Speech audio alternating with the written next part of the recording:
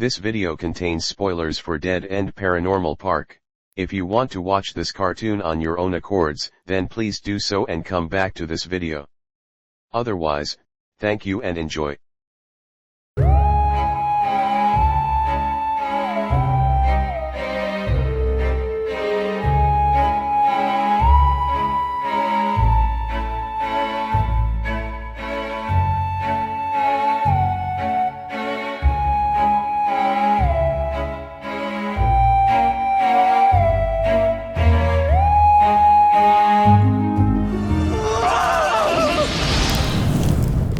Well, it's that time of the year again.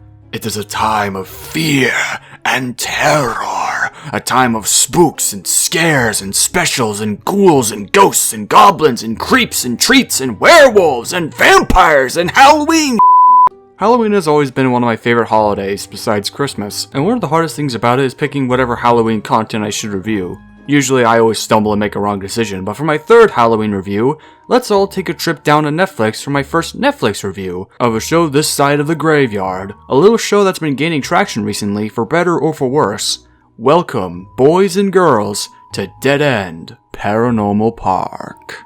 Based on the graphic novel series Dead End by Stygia, which is honestly way too badass for another's name, Dead End Paranormal Park is a horror comedy series that released on Netflix recently on June 16th, 2022, and was developed by Blink Industries. Yeah, that Blink Industries. I know, shocker. And under the Blink umbrella, they also made stuff such as Werbeast and Tall Tales of Urchin, a duo of shorts for Nickelodeon, the latter also being created by Stygia, and that puppet episode of Gumball. Oh yeah, and also those weird Charlie commercials. Now, I never had the chance to talk about Netflix animated shows, and that's because I'm genuinely not that interested in Netflix's original content. Mainly because it just doesn't interest me, or the rest just look like Family Guy knockoffs. Can anyone say Big Mouth? And Paradise PD? And Farzar? And, okay, you get my point, but I have at least fully seen 7 of Netflix's animated shows, with 2 of them being my absolute favorites. The rest I just see as mediocre. Sorry, Cuphead fans. Maybe someday I'll make a video talking about one of these shows, but to be honest, I'm not much interested in Netflix's animated lineup. Oh yeah, and Netflix also treats their animated shows like dog just so they can be replaced with even shittier shows. So there's that. Which honestly sucks because I thought they were the best place to pitch a cartoon. But hey, at least they aren't as bad as HBO Max because at least Netflix keeps their animated shows on their service. But hey, I digress. So why am I talking about Dead End Paranormal Park? Or I guess I should abbreviate it DEP? Well, it's mainly because I can review whatever the hell I want. It's my channel motto after all, and also I generally want to see if whether it's as good as people on Twitter say it is. Today, as my little Halloween treat, I'm going to voice my take on Dead End Paranormal Park to see if it's either a graveyard smash or graveyard trash. I was originally going to make this a review of The Ghost and Molly McGee, but that's going to have to wait another holiday. Eventually. And if you like what I'm doing, feel free to spook that subscribe button and scare the bell icon into submission and notifying of new content. Now spookle up, spookaroos, and let's all take a trip to Dead End Paranormal Park.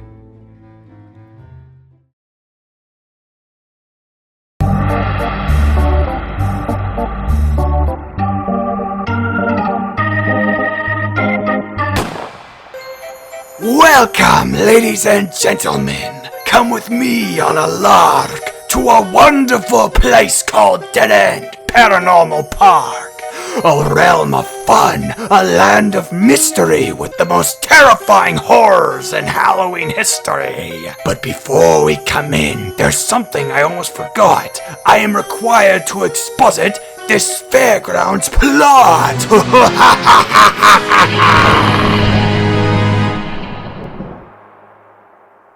So our story opens up with Whoa! Jesus! Whoa! Heel show! I'm only 15 seconds in and already I got me a foreman! Yeehaw! So this big-boobed, blonde, blue-eyed babe is running away from something. A monster? Jack the Ripper? She runs into this house, then up the stairs, then trips down a corridor and into a mirror maze where she thinks she's safe, but then gets jump scared.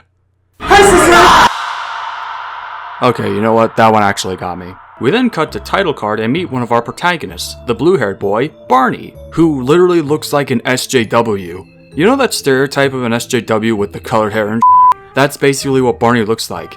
If it was your goal to make the main character look as unappealing as possible, then congrats, you did it. Now he looks like a Gen Z Steven Universe, or the bastard son of Chloe from Life is Strange. Oh yeah, he also has a pug named Pugsley. We also meet Norma Khan, because the best characters have the name Khan. Barney's friend since science class or something, they say that on a throwaway line, she even doesn't recognize him at first. She probably knew him before he became Barney, please remember that for later. Anyway, we learn that there's a bit of family drama going on for Barney Boy, as his Grandma's coming over for dinner, who is quite a controversial figure for him. And then he's off to get a new job, with Pugsley on his trail. Together these two are off to apply for a job at Phoenix Parks, a theme park dedicated to actress Pauline Phoenix, that beautiful big-breasted blonde blue-eyed woman at the beginning of the episode, but it wasn't actually her. Ooh. Please remember that for later. They arrive at the park after hours and race each other to apply. Okay, you ready, boy?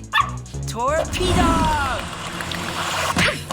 Whoa, buddy, that dog is dead. Okay, maybe he wouldn't be dead, but from that throw, he would probably have a worse face than what pugs already have. You should not be allowed to own another dog ever again. Oh wait, no, the dog is totally fine. Sure, why not? Also, why aren't the employees doing anything about the dog, especially since he pisses in the mansion later in this episode? Pets, I think, are generally not allowed in theme parks unless they're support animals, so why isn't Barney just banned from the park immediately? Just don't think about it because they're going inside the mansion. We then get some exposition on the event from the intro. It turns out that this woman isn't actually Pauline Phoenix, but a lookalike named Jennifer Swan. She went inside the mansion chased by something and never came out.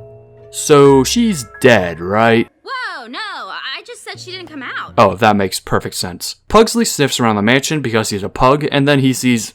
Wait, is that who I think it is? It's Slenderman! And then Pugsley pees on the carpet. Your dog is whizzing on the furniture. Nobody's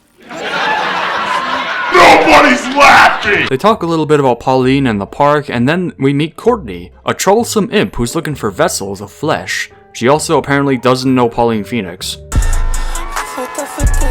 So Courtney takes Barnyard to the center of the room accompanied by other demons, and as Norma acts oblivious to this, something evil comes from the golden elevator. From the depths of hell itself comes the Demon King Temalu. Oh, great Temalucas. Yeah, that guy. The greatest demon warlock in the history of the multiverse, I guess. Barney Rubble and Norma from Animal Crossing try to escape but of course fail, and the great Demon King Tuberculosis picks his vessel in Barney the Dinosaur, and so the ritual begins. Temtem puts a soul into the fat boy, but then Pugsley jumps in like any loyal dog and gets the soul sealed himself. And then he dies. Pugsley, please. Oh wait, no, he's fine. I specifically requested no photographs. So after some hijinks about stealing pictures and going on a fantasy boat ride, Barnabas saves Pugsley and our heroes are applied to the park without any hesitation and they move in. Oh yeah, and Templeton's soul is sealed away in a ride photo because Norma saw it on TV, but actually a chunk of him is still in the dog, which also gives him the ability to speak, so that's neat I guess. And the characters are totally fine with this, and Norma is totally fine with this apparently. So with all that set in stone, our heroes now spend the rest of their lives working as security guards in the pristine yet paranormal Phoenix Parks. All while, stuff goes down.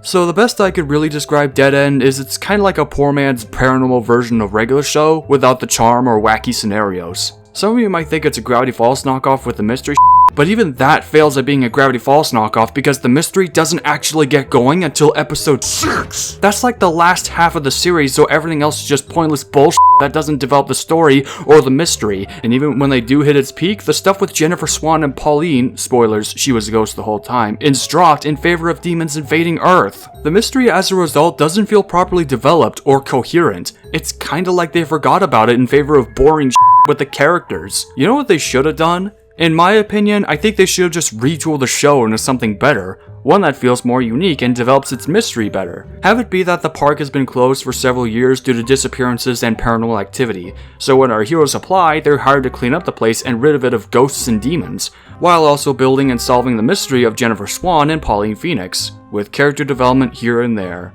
The show should be retooled into a Monster of the Day show with our heroes chasing and fighting ghosts with vacuum cleaners and bantering each other for comedy, with each of the ghosts being like a different park employee. Think of it like Luigi's Mansion meets Scooby-Doo meets Gravity Falls. And then at the end, after building and learning more about Pauline Phoenix and Jennifer Swan, they confront Pauline and suck up her ghost, and Barnaby gets a cheesy one-liner like, "Get out of my park," or something like that. Or they exorcise her and she goes to heaven. And then in Season 2, which they are gonna release once this video goes live by the way, you can have your demon invasion plotline and have the characters go to hell and fight whoever the owns the demon realm in this universe. That would not only make for a more interesting premise and provide the perfect excuse for comedy, but also incorporate and develop the mystery in a way that feels better paced. It probably wouldn't be faithful to the graphic novel the show is based, but it. I would happily take it over boring and piss parks. Alright, let's keep going.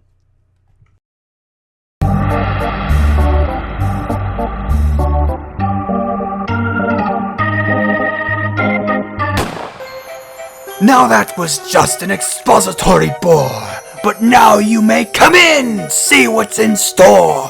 Ride all the rides unless you have common sense. See for yourself our contents.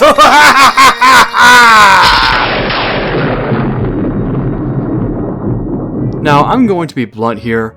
I really did not want to watch this show. This honestly looked like the safest, blandest you can possibly find on Netflix, and that art style honestly didn't help either. So I watched the show, and yeah, it was pretty much exactly what I was thinking. Expect disappointment and you won't be disappointed, I guess. I'd also like to extend an apology to the Owl House because this show is so f***ing boring.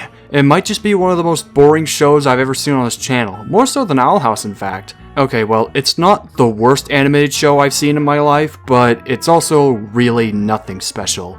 I guess the nicest thing I can really say about it is that it only has 10 episodes so far, so it's really easy to binge, but that's not even a compliment when every episode feels like they go on for an hour. I swear, nothing happens in the show until the last 5 episodes, and by that point I feel the real horror of watching the show.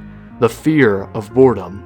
The animation art style is honestly nothing to write home about. It's done mainly in Flash, but not in like a cool way. It's the most safest swivel and swipe you can animate in Flash. And I've seen a few cartoons animated better in Flash. I know for a fact that Blink Industries and all their other branches make a lot of great and despite my criticism, I don't hate them. They're truly talented people, and when they try, they damn well try. Like that Don't Hug Me I'm Scared show that came out recently is great, and it has some good visual flair. It shows that they're capable of making good, fully-fledged televised content.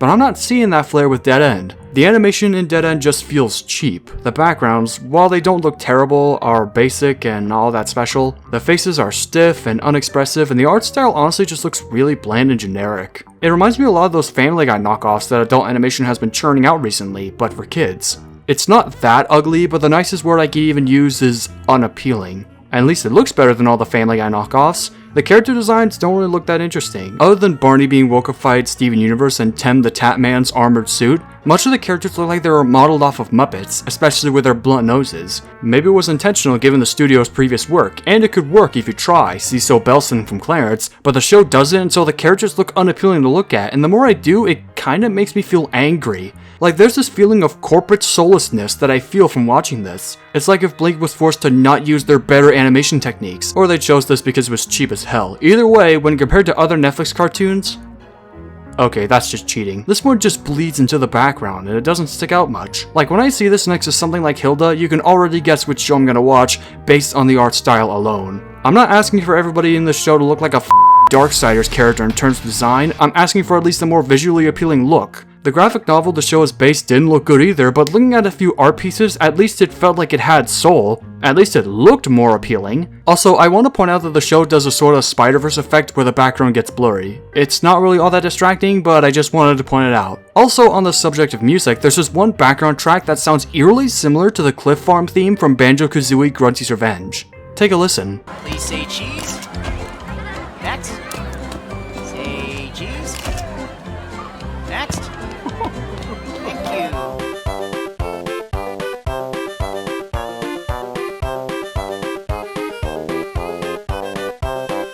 Wow. First it was Speedball and McDonald's, then Randy Cunningham and Venga Boys, and now Dead End and friggin' Banjo-Kazooie. I mean, what other music can be ripped off at this point? Now for the writing, well, to play it straight, the show's not funny. I did not laugh at a single joke in this experience at all. The only time I ever even laughed at the show was completely by accident because in episode 3, there's this one scene that got Twitter talking where Norma faces her fears from Emperor Bitchos over here, and the show tries to make it feel anxious or whatever with these drawn character shots, but honestly, they look so goofy. Like, what are these shots? Am I watching Jelly Bean? And as if that wasn't goofy enough, they play a monkey sound effect! The monkey on that hole, weren't you, Wimble? I'm sorry, but the internet has ruined monkeys for me. I can't take it seriously. What else are you gonna do? Scare with the elephant sound from Bayonetta 2? Is that an elephant? Oh, I haven't even touched on the monster kids. The stuck pig sound effect. The predator. How is this supposed to be scary? You know you failed when Scooby-Doo did the exact same thing but better 12 years ago, right? Because it didn't use all these shitty sound effects? And it had a better monster with a cool thematic fantasy? How am I supposed to take any of this seriously? It's so goofy! Oh, Uncle!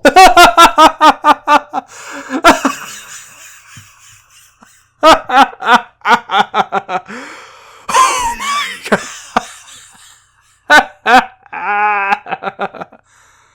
I guess it's worth mentioning that the show fails at horror. Like, the opening scene from the first episode was the peak of it. The horror in the show is either toned down kiddie or it's ruined by baffling editing choices like the 2 scenes I mentioned earlier. So I don't really feel the horror element in the show.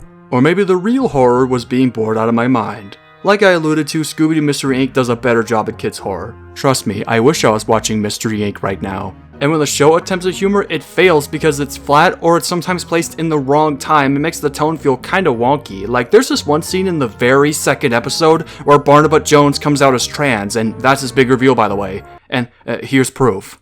I like trains. Trains. And this evolves into like a scene where he goes on a spiel about being himself. You think with such an emotionally revealing scene like this and a sensitive topic as coming out, the show would at least treat it with maturity and respect. Like have Norma say, "Oh, don't worry buddy, your secret's safe with me." Or, "Your secret's safe here in Phoenix Parks." And they smile at each other, almost symbolizing their newfound friendship. You know, character development. Instead, they ended with this. You don't need my permission. I just wouldn't want Courtney as a roommate. We'll be the best of friends. Wow, they ended on a joke. And the way Norma reacts, it kind of pictures like she didn't even care. You people had one job, make a good coming out scene, and you couldn't even do that. It's like they thought the kids were getting bored with the scene and thought, "Sorry kids, we are being too serious there, so here's another funny." Even I think kids wouldn't enjoy this show. And that's not the only one either. There's this one scene in episode 3 where the hippie guy reveals he's evil and he goes on a spiel about his name choice, and it's supposed to be funny? Which, don't worry, I'll tell his name later. It's so stupid. And who could forget this classic? You don't understand. Sir, if you're gonna do that again, I'm gonna have to ask you to leave. But everyone else was doing it. They're actors? Well, that's just confusing. Yeah, you're setting a bad example. Like, wow. Am I watching a Netflix cartoon or a Marvel movie? Like, what is this shit? Friggin' Kipo did the coming out scene better than you. Not only is this scene bogged down by a terrible joke, but it's also placed way too soon. What Dead End should have done like Kipo is place the scene a little later and give us enough time to know the characters. Like, put the scene in episode 6. But we don't get that because we don't have the time. The show only has 10 episodes, which normally I wouldn't mind. I do like a short series. Infinity Train, Primal, and Netflix's own Arcane are great shows, and those have 10 episodes in their seasons. But that requires masterful pacing and effort to pull off. The 10 episode limit is a detriment to Dead End because it just doesn't give us enough time to develop these characters, the world, or even the villain. Remember that idea of Norma facing her fears? That's literally dropped after episode 3. She shows practically zero signs of anxiety when meeting new people beyond the first 3 episodes. Are you kidding me? And I thought we were gonna get like a child abuse plotline with her because there's just one moment in the first episode where she fidgets when Barnaby requests a fist bump. That got me like, oh, they're gonna tackle child abuse and PTSD? But we don't get that, nor do we get more growth from Norma because we just don't have the time. After episode 3, she continues to act jovial and hyperactive like other modern cartoon characters. It's so lame. And the storyline also fumbles because we jump from episodic character-driven park show to going to hell and teasing an invasion to solving about Pauline Phoenix in the last quarter of the show. It feels like they're throwing everything at you and they don't really flow together at all. The demon realm is barely explored beyond subtle hints of a war going on, and one episode where the heroes actually go to hell to compete in a game show, and literally at the end where they invade Earth. Actually, saying that would imply it's like Doom Eternal, but the demons don't take over Earth beyond the park. And the stuff with the Hell Girl, who's like Tentacruel's sister, is so rushed since she does basically nothing after her tease in episode 5, so it doesn't feel natural or earned. And the mystery is poorly used because, like I said, they don't get into solving it until episode 6, and there's no build up to that, so everything before it feels like no progress is being made towards it. I get these previous episodes were supposed to be character driven, which I wouldn't mind if the characters had charisma and decent personalities, but they don't, so I'm left bored out of my seat while watching this. Like I said, they should just retool the show so that the mystery could have some more neat build up and make it all feel earned by the end. Not to mention the fact that the show doesn't answer questions one might have about the show, or its events fall flat under baseline circumstance. For example, the Pauline lookalikes have wanted posters around the park, even though they work here? Like, how can these people actually be missing when they work here? They're shown hanging around the park in earlier episodes. They're not missing. They live here. Or, hang on, how do they live here? Yes, there is beds in certain places in the park, but I thought those were just non-usable props. So how do they stay at this park if they aren't going home? Do they even go home after work?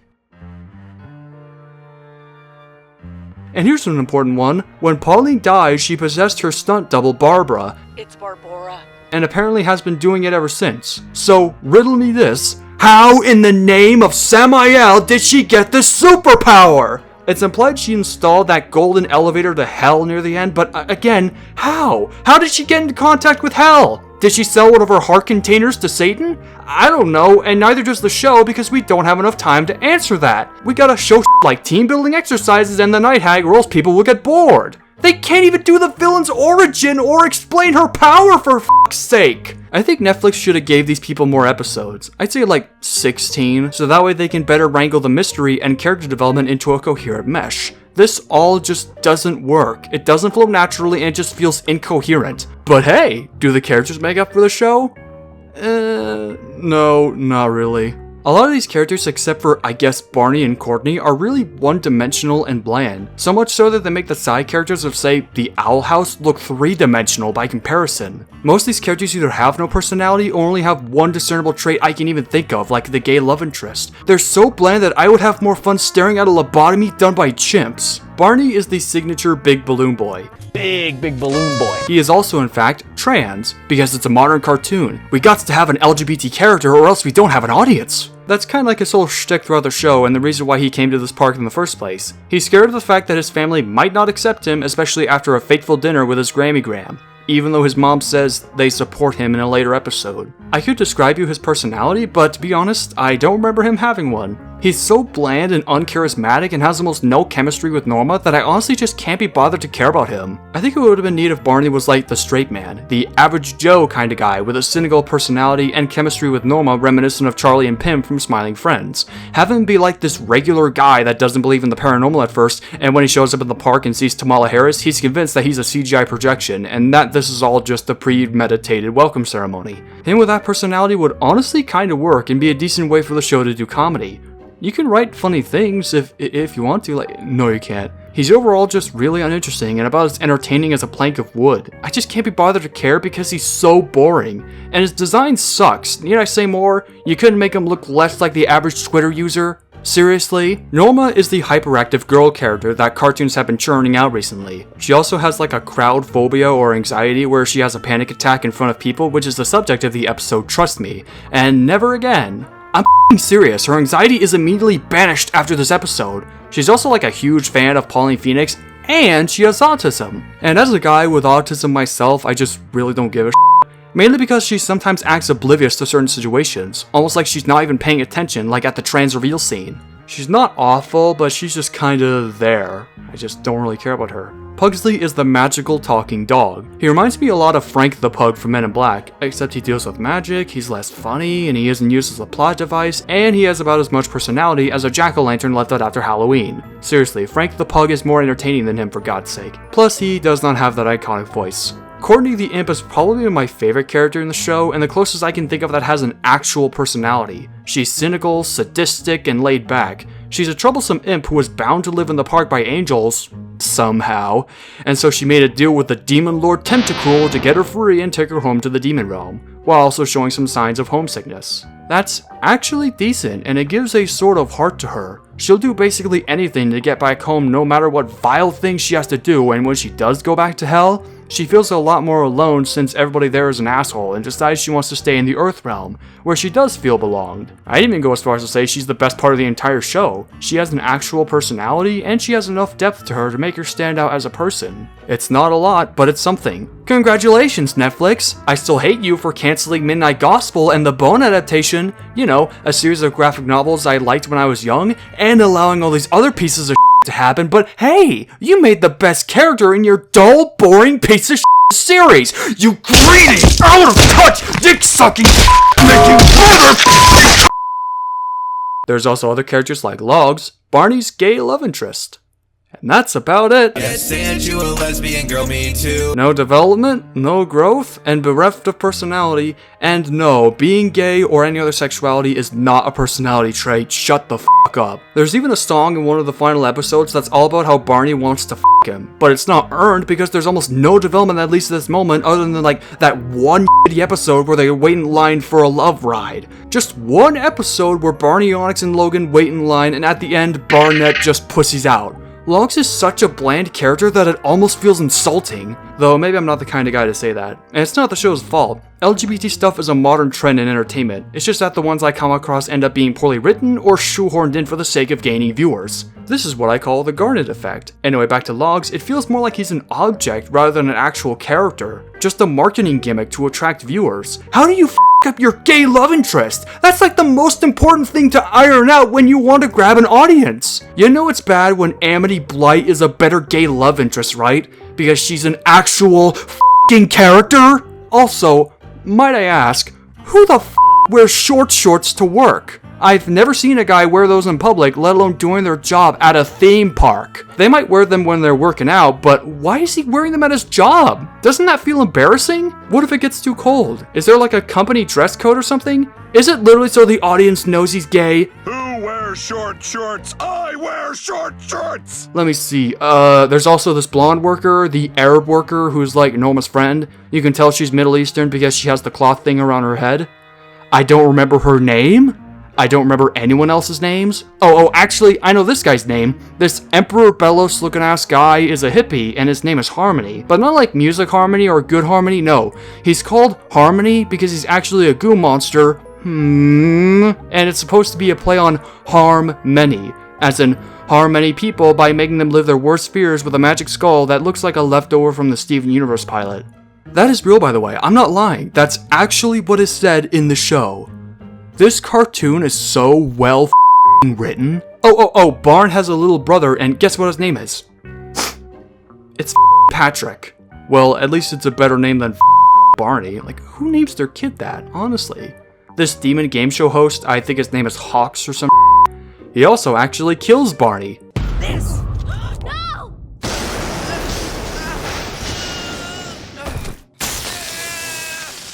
Damn, Hawks, that's pretty transphobic. Barnyard's parents, who I also don't know their names. Well, actually, I know the dad's name.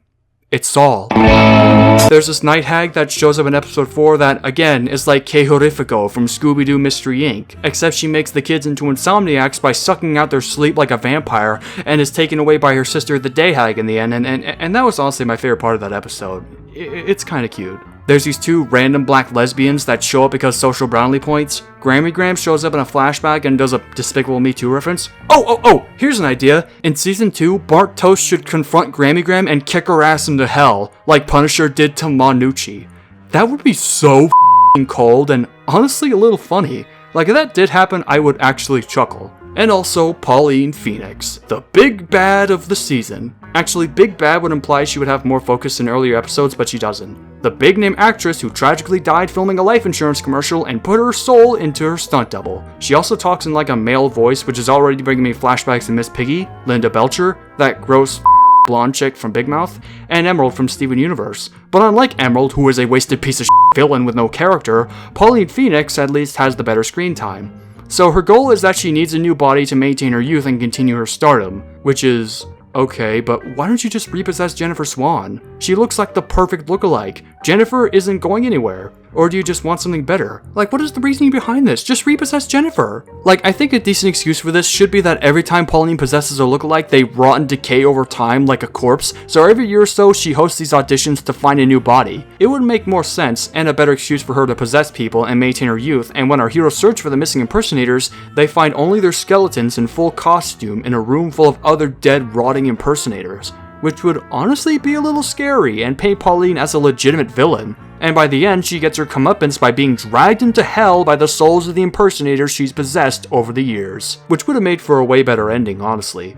So how does Pauline not work? Well, like I said, we don't learn much about her other than her acting chops. We don't even know how she got her supernatural powers. And also, does she have a relationship with hell? How exactly does that work? Does she possess these bodies as like a bonus payment for the devil or some? It's also because they forgot about her and didn't know how to end her story. Like, that's not how you handle a villain who had somewhat of a presence throughout your show.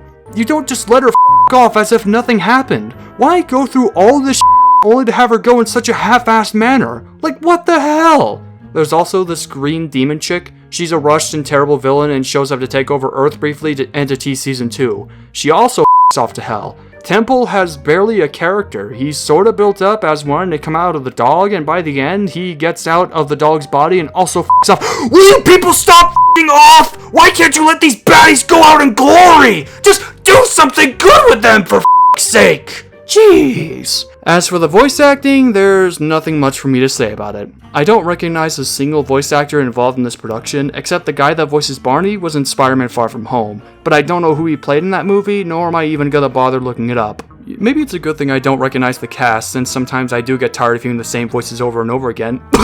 Tara Strong!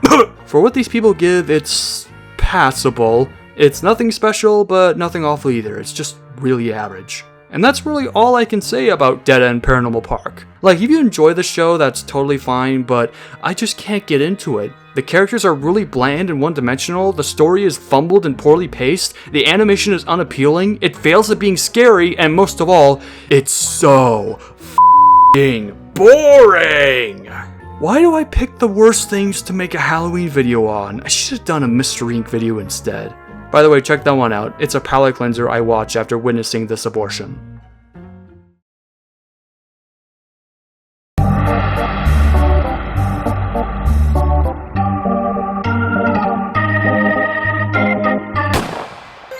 Oh mama, what a burning take! It singes so hard like our opinionated steaks. But we're approaching the big one where the villains rally to our greatest attraction, our grand finale!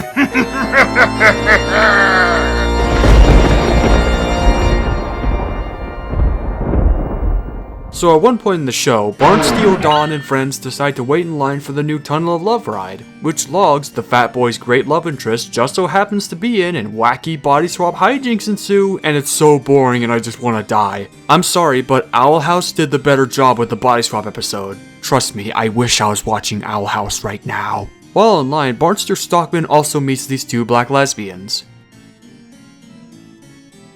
So while our group of idiots control Barnacle Boy, they keep sending him to the in-between, which is basically where people go when they get possessed, and as they keep possessing each other, Norma finds none other than Jennifer Swan? Holy sh**! Turns out she was here this whole time just waiting for an autograph. Barnacle sulks for a bit, and our heroes convince Jennifer to come back to the demon world, which she does, of course, and then Barnsley pussies out of line just to go reunite with his parents. And as for Jennifer, well, she just goes back to business in the next episode. Sure, why not? You're not gonna go to therapy or some shit like that? You're not gonna go reunite with your family? Speaking of which, the next day, Barn PQ goes to a cowboy restaurant to reunite with his family after running away from home. Back to Norma, she gets a magazine and goes on a hunt to learn more about Jennifer and Pauline. She tells that Pauline's stunt double, Barbara, Barbara, Thank you! Everybody calls me Barbara. is pretty crazy, claiming that she was the real Pauline and might have kidnapped Jennifer or some shit, and so she goes on a goose chase to put an end to this once and for all. Using a clue given to her by Eric Funny, Norma Wilcox goes to the Pauline Museum and meet up with the other impersonators. See, I told you they weren't missing. But before that, she sees a video on a TV. This will be important, so remember that for later. Normana, the fifth avatar of Vishnu, asks them about Jennifer, and the big black babe says that Pauline watches the ladies' performances and foreshadows the coming events, which also reveals that the golden pass she got in the beginning was Jennifer's the whole time. Who could have guessed it? Well, that was definitely a revelation. Let's check back on Barney. I know you guys would rather I have a say your prayer salad. Okay, they're not even subtle about it anymore. Though I think it wise he should at least try something healthy like a banana.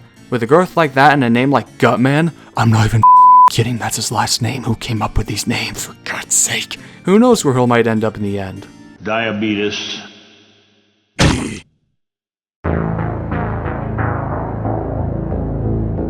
Norma Rockwell goes back to the mansion to speak to Courtney, and apparently she was there when Jennifer disappeared, recapping the events from the intro. After that, they learn that Pauline herself is coming to the park for a live concert, and they decide to go to the chief custodian.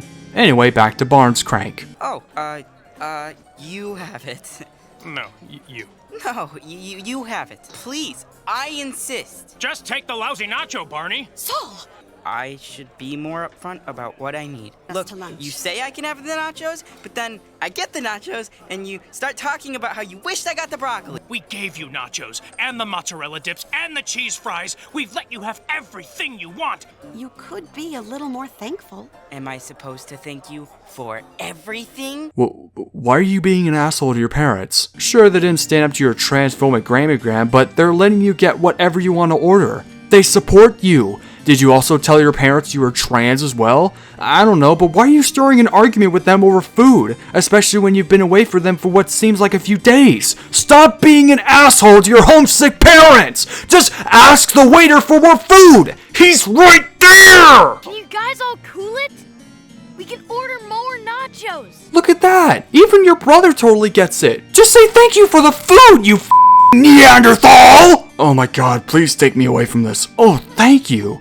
Norma and Arab Bunny head to the custodian to ask her about the impersonators and why they're missing. I told you they weren't missing, you idiots. The custodian says she tried talking to the ladies, but they're scared because Pauline is watching them, and then she goes because she has a shift at the museum, taking an axe with her. Then we cut to Barnold McDonald still being a brat to his parents, and then the argument transitions about that fateful night where Grammy Graham said nasty and that the parents didn't stand up for him, because they're parents and they're not allowed to be helpful at all. Loses mom is nicer than you, for God's sake. Telling the fat boy that Grammy Grams is difficult, and then the scene ends on a joke. Then Namor comes barging into the restaurant and recruits Barnstrong to the main quest. And then he finally says sorry for running away from his parents, and then they leave. Hey, you can have this if you want. Nobody's laughing! What? Are we still doing this? Way to ruin the scene, Courtney, you bitch. So the team does the little staff meeting and suspect that Pauline is behind it all. She's a rich white lady, and they can be the worst. Do I even need to say anything? So Jennifer conveniently comes right on stage just as the characters were talking. Norma of the North questions Jennifer, and they're kicked out of the restaurant. Barnaddiction and Normathema sulk for a little bit until all of Paranormal's clues flash before her eyes, and she rushes to the museum only to discover the custodian is Barbara the whole time? What? Poggers! It's revealed that Barbara was kidnapping the impersonators. They're not being kidnapped, they work here to take down Pauline once and for all. Then Pugsley does a poltergeist reference because it's spooky and conveniently finds the insurance ad. I don't believe it.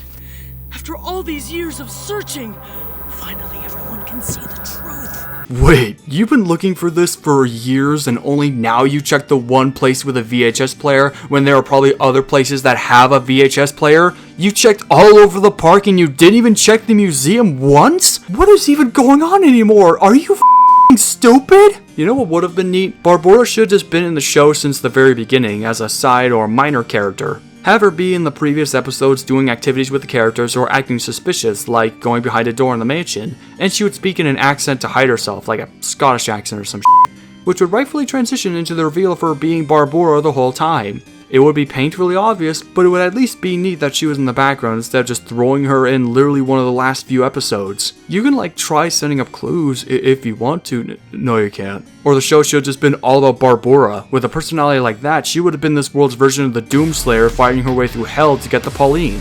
So Barbara is shocked at this, and then Pauline's ghost appears. Where the f did you come from? Did you just run all the way from Jennifer while you were shooting or some shit? Or were you just here the whole time? So she beats the crap out of Barbora while our heroes jump into the TV. In the TV, they go through all of Pauline's career and then Pugsley... Please don't laugh. Okay, you know what? That's actually kind of funny. So they try to get Norma out of acting in the TV, and she runs off because she wants to stay in the TV dimension or some shit like that. So they have a sad scene and conveniently head into the life insurance world. We learn that Barbara... It's Barbora. ...tried to save Pauline from swinging on a swing for a life insurance ad, but Pauline didn't listen because she's a rich white lady, and she falls off the swing and dies, breaking her head on a rock. And literally as Barbora was weeping at her corpse, Pauline possesses her and she destroys the camera because all of this was being recorded.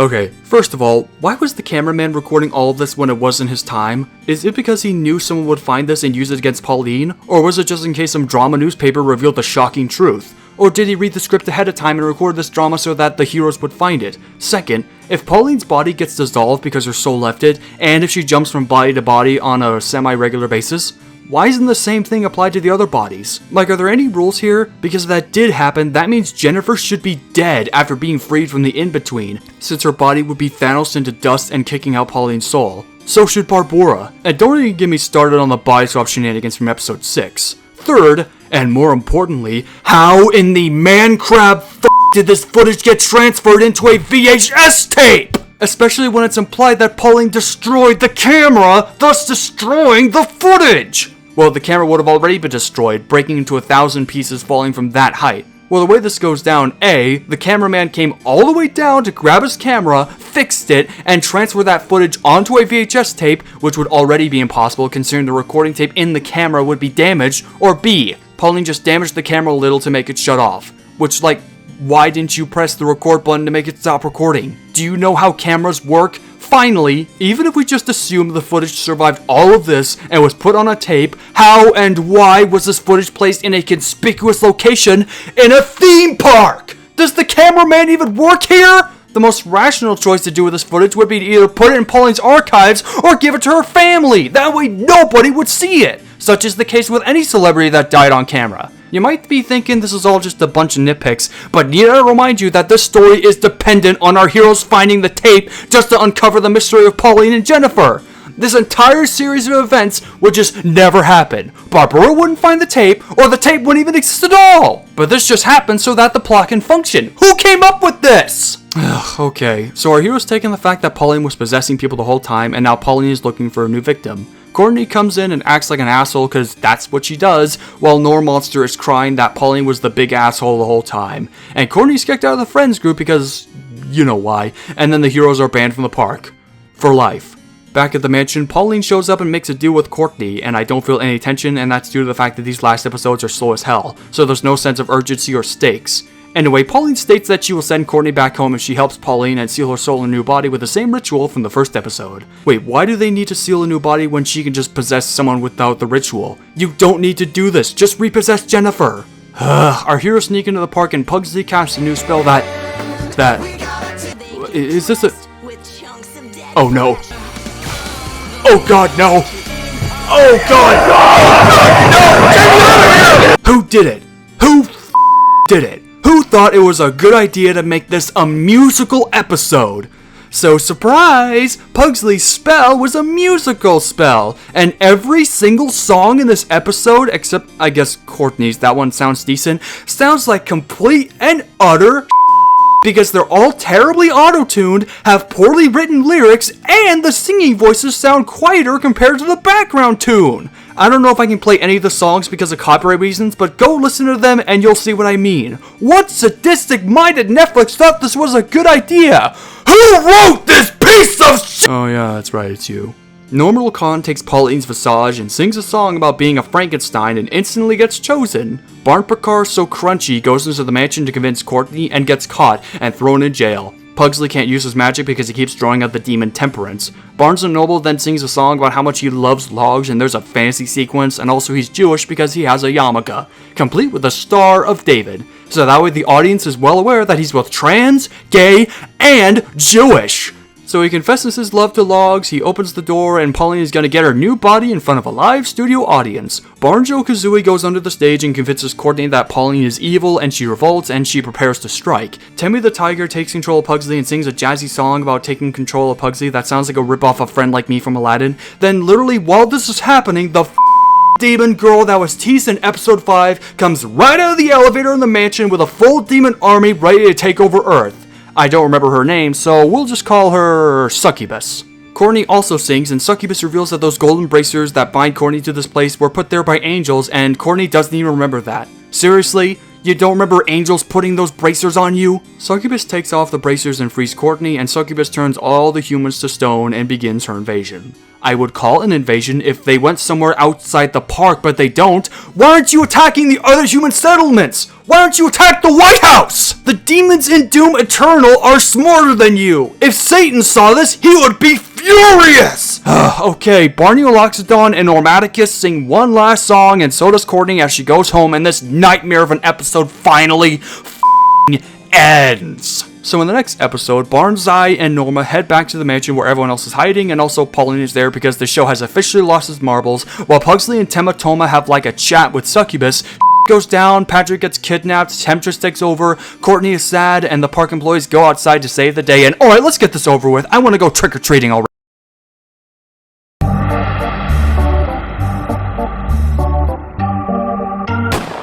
Well, that was fun, but I bear news with a sigh. Like all good shows that come and go, this one must die. So enjoy this last song, this one I will be sending. Not much to spoil, but we got one hell of an ending.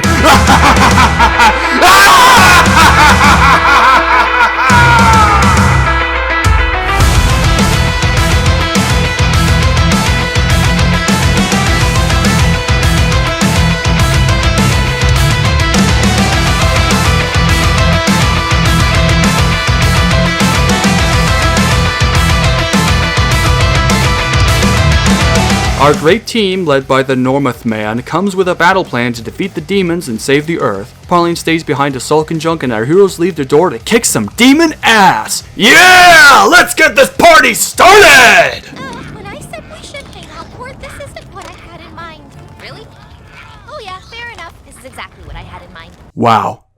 You people aren't even trying. Where's the Doomslayer when you need him? Temple of Encourage is still fighting Succubus, and Barnthus Menethil tries to suplex her, but he's turned to stone, which enrages Pugsley / Temptation, and he lands a big hit but only manages to crack Succubus's mask. You know, for a demon warlock who supposedly fought in a war, you sure as hell suck, Temalucas. There you go, that's the only time I'm saying his name correctly. Pugsley surrenders himself to Succubus and is about to be executed, and then Courtney comes back. Woohoo. Pugsley is about to be executed for being a bad boy, but then Courtney saves him in the nick of time and says sorry and offers a counter to unleash the full power of Tempo using the picture he was imprisoned in. Succubus tries to kill him, but she's stopped, and Pugsley transforms into the mighty Tempest! Yeah! That's what I'm talking about! Come on, Tempo, beat her ass! What are you waiting for? Get them!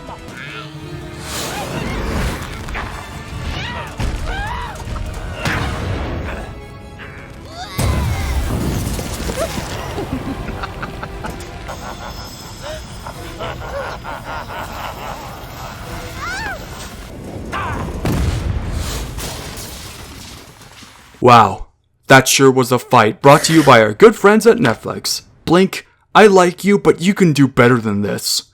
So while this is happening, Pauline helps out because the park is her legacy and Succubus manages to stab Tamara Morrison, but with a single punch, he sends her sister back to hell, taking her entire army with her. When Mom hears about this, you're gonna be so dead. Again! So like, is his mom the queen of hell or some shit?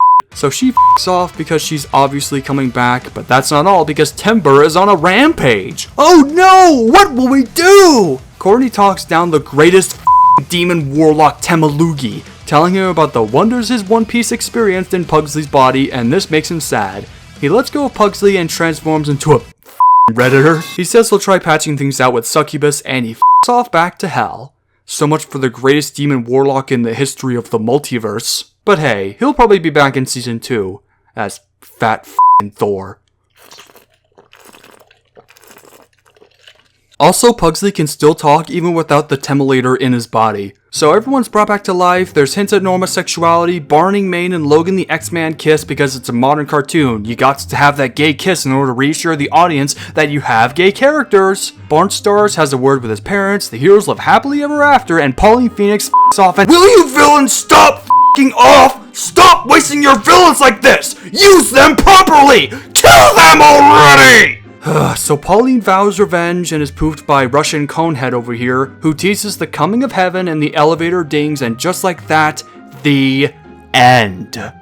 What a piece of shit finale that was. This last episode was awful, honestly. I might even say it's like the worst episode of the show. Many of the characters had nothing to do and so felt useless to the overall fight. The pacing and tone were abysmal and made me not want to take the episode seriously. It didn't feel urgent and the villains did so little to be evil other than turning the whole park to stone. Like, why the f*** don't the demons go somewhere else outside the park, for God's sake? Succubus was an awful villain, probably worse than Pauline. She felt rushed in at the last second and had only one scene of build-up and basically no presence prior to this point. And she has barely even a motive beyond wanting to conquer Earth because she's a demon and has some rivalry with her brother, and has basically no personality. At least Pauline had like a presence in her own park and she had the evil Dolly Parton shtick. Succubus has nothing in terms of personality, and I can only bet with a villain as bland as her, she's gonna get redeemed in the end. Just a thought. The fight scenes, for what few there were awful, and they didn't last enough time and lacked a sense of impact in the hits they give,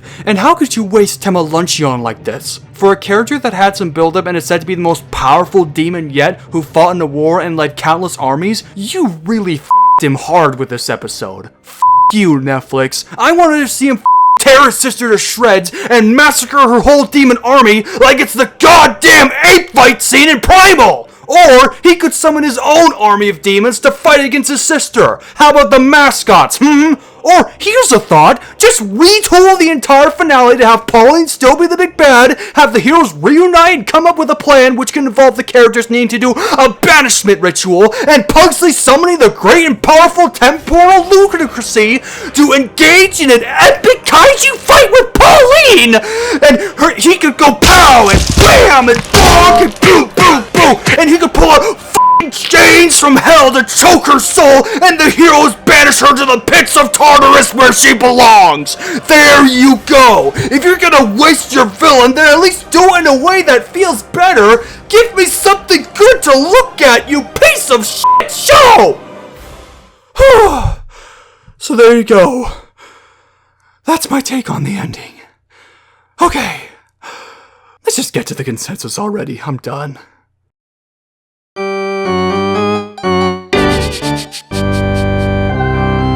Watching Dead End Paranormal Park was miserable. I felt nothing but misery and the want to die watching this. And you know what? Maybe that was the true horror of the show. The fear of boredom. What more can I even say about this show, honestly? The characters, except Courtney, are mostly flat and one-dimensional or just uninteresting. The plot is poorly paced and the mystery feels weak. The animation is flat and uninspired, has barely a sense of charm or personality, and most importantly, it's not even scary. And I get angry when a show that has the tagline, horror comedy, is not scary. I think I'd have more fun rewatching Inside Job, a show I didn't even like, but at least the characters had personalities, at least it had an asshole charm to it, at least it tried at world building and humor, even though most of it was just pop culture references. Right now, the show is going to get a season 2, which will premiere probably before or after this video goes live on October 13th. I'll probably check it out after working on this video, and who knows, maybe it will get better.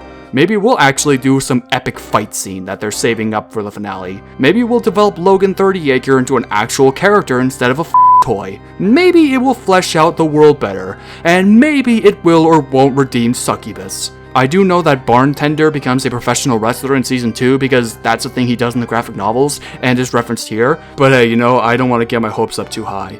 If you like the show, then again, that's perfectly valid. You're allowed to like the show all you want and disregard my opinion all you want. I'm just here to voice my take on it. But if you want a good Netflix series based on a graphic novel, then you could just go watch Hilda. Or if you want an animated show that's way scarier than this, then go watch Scooby-Doo Mystery Inc. You won't miss out. Or if you just want an animated show with great characters, great animation, a great world, a great story, and a great LGBT character that you can only find on Netflix, watch Arcane. That's literally the best option you have, and it blows every animated Netflix show has produced out of the park, even their new ones. Go watch it, you won't regret it. With that being said, I'm gonna have to rate this establishment a 3 out of 10. What a boring trip this was. I'm driving my ass down to Legoland.